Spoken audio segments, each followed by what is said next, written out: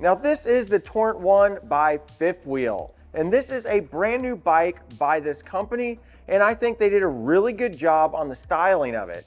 It looks like a mountain bike, but they call it a cruiser. Let's go ahead and go over all the details and let you know what comes on this bike and see if it's worth the price that they've got it listed for.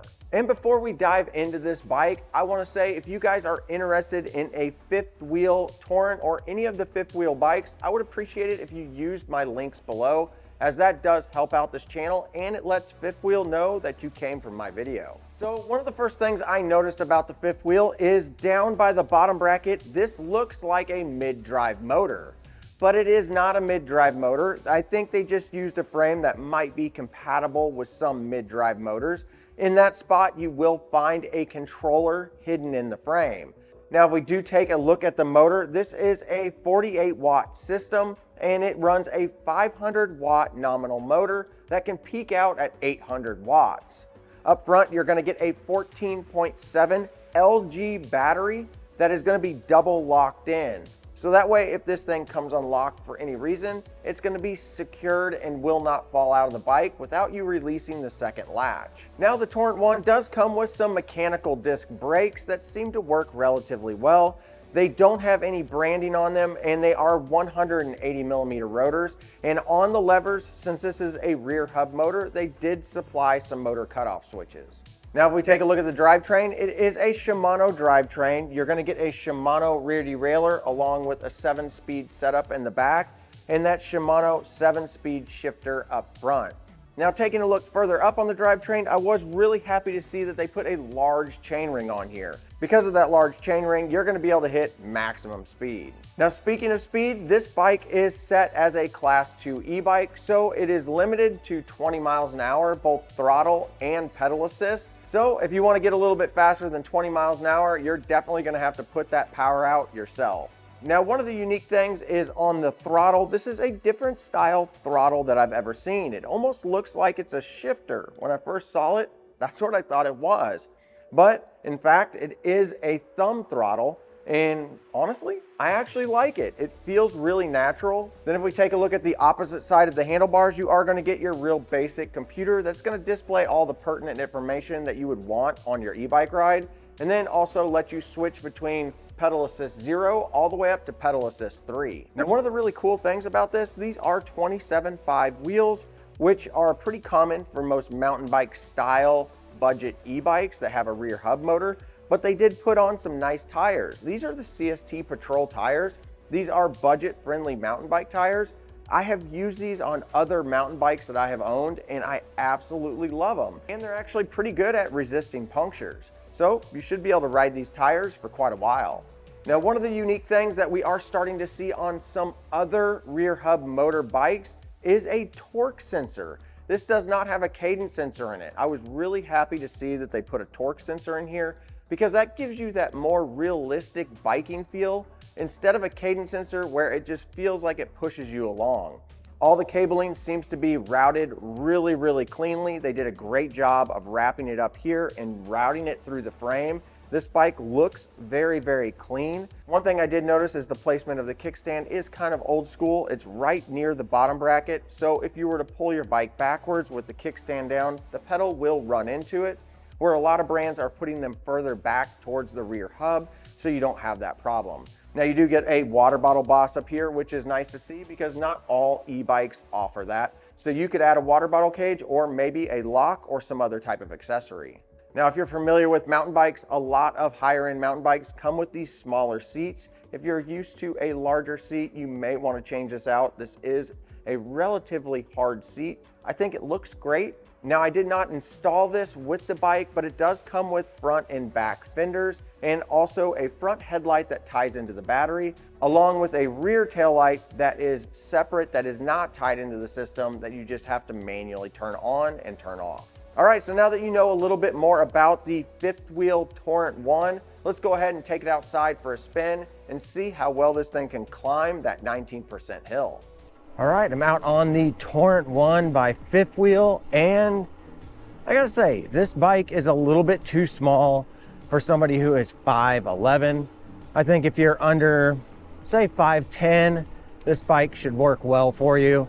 I also gotta say the brakes do need quite a bit of adjustment. At least this one did whenever I got it. Now I will say, for the most part, other than the squeaking brake, this bike is pretty quiet. I was actually really surprised. I've had these CST tires before and never really rode them on the road, but they're pretty quiet on the road. And this bike feels pretty well built.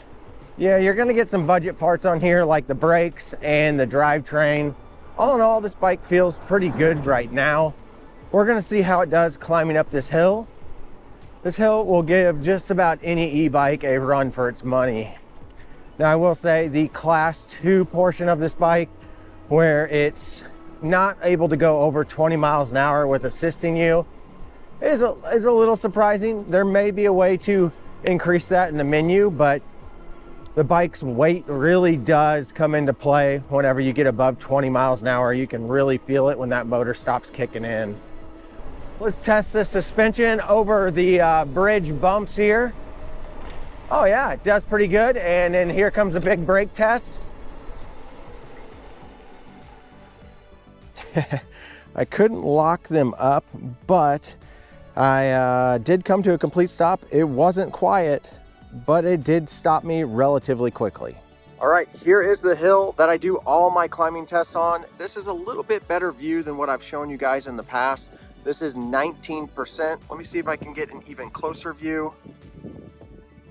So it does look a lot steeper with this camera than with my standard GoPro camera. This is with the iPhone, and man, it is definitely representing it a lot more here.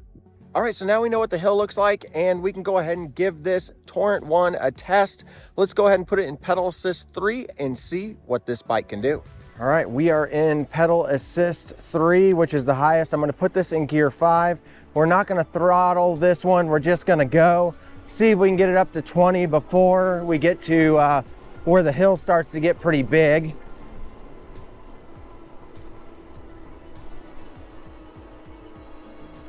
All right, this is about the 12% part, and it's doing pretty good. Now this bike does have the torque sensor, so it will be a little bit different hill climber than say one with a cadence sensor. Cadence sensor, all you have to do is spin and the bike will move. With the torque sensor, you actually have to put some effort in, more like a regular bike, which is what I like, because I personally like to use my bikes primarily for exercise. Now I'm in the lowest gear possible, 10 miles an hour. This is a 19% grade right now. And we aren't dropping below 10, but it is quite a bit of a workout. And there we go. Now we're increasing speed. So the Torrent did climb the hill relatively well. It was a workout to get it done, but honestly not surprised, considering that is a 500 watt motor in the back and it's not a cadence sensor. Now, if you were on a regular bike climbing that hill, I would expect somewhere between 2 and 3 miles an hour to be kind of like your top speed when you get to that 19% grade. It is super steep. So these bikes are really, truly assisting you to get up these hills. All right, now let's go up here. We'll get up to speed and we're gonna do our stability test going down the hill, seeing how quick we can go and seeing how well this bike holds a line whenever we go down a hill really fast. All right, we are gonna stop pedaling now at 18 miles an hour. Here we go. Cruising.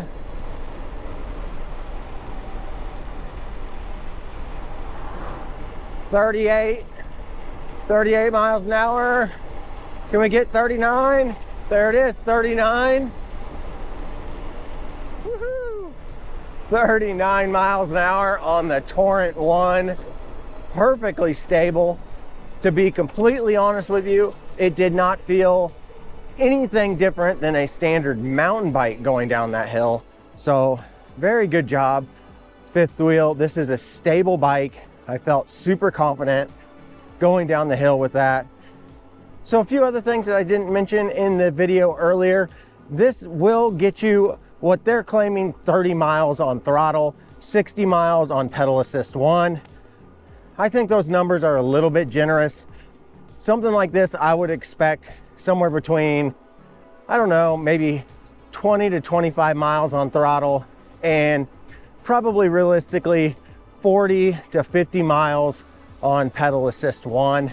If you were on really flat ground, then yeah, you might be able to get those miles, but around where I live in Missouri, you're definitely gonna have some hills that you're gonna have to conquer. Now, as far as super entry level, budget friendly e-bike, I would say Fifth Wheel's got a nice little bike on hand here. They've got the LG batteries, and it's a 14.7 amp hour battery. Nice size battery for this style of bike. You've got class 2 capabilities. You've got Shimano drivetrain. The only really big downfall of this that I would recommend upgrading relatively quickly, and that's for your safety, is the brakes. Otherwise, everything else feels pretty solid on this bike for the price point. And there you go, that is the Fifth Wheel Torrent. If you guys are interested in purchasing one of these bikes, I would appreciate it if you used my links below. And if this bike isn't the bike for you, check out my playlist at the end of this video. Maybe you'll find one in there that works perfect for your riding style. All right, guys, we'll see you in the next one.